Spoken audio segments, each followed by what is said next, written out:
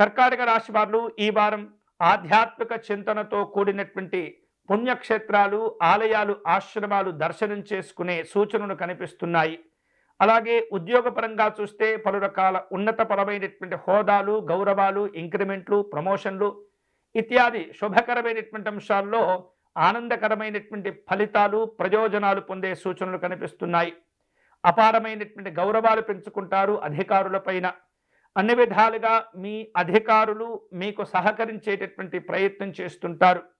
స్థిరాస్తుల యొక్క కొనుగోళ్లు, అమ్మకాల వ్యవహారిక విషయాల్లో ఈ వారం కర్కాటక రాశి వారు ఆశించినటువంటి ఆర్థిక లాభాలను కూడా పొందుతుంటారు.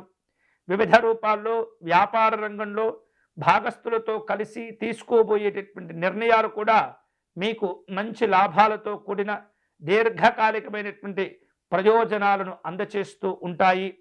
కుటుంబ పెద్దల యొక్క ఆరోగ్య విషయాల్లో ఒత్తిడి తగ్గిపోతుంది. సానుకూలమైనటువంటి మార్పులు కలుగుతుంటాయి. కుటుంబ పరంగా, ఆరోగ్యపరంగా సంతోషాలను పొందుతుంటారు.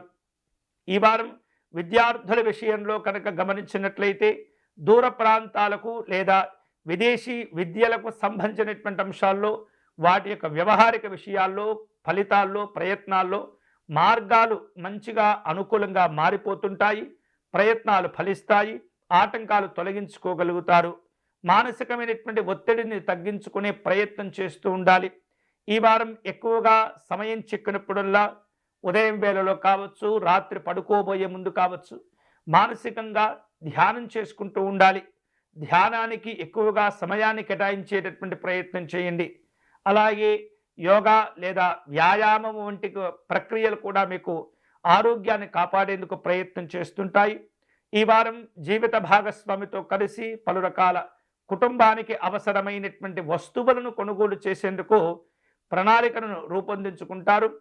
మీ యొక్క నివసిస్తూ ఉన్నటువంటి గృహాన్ని, ఇంటిని ఆకర్షణీయంగా రూపొందించుకునేటటువంటి ప్రయత్నాలకు ఎక్కువగా ప్రాధాన్యత ఇస్తుంటారు.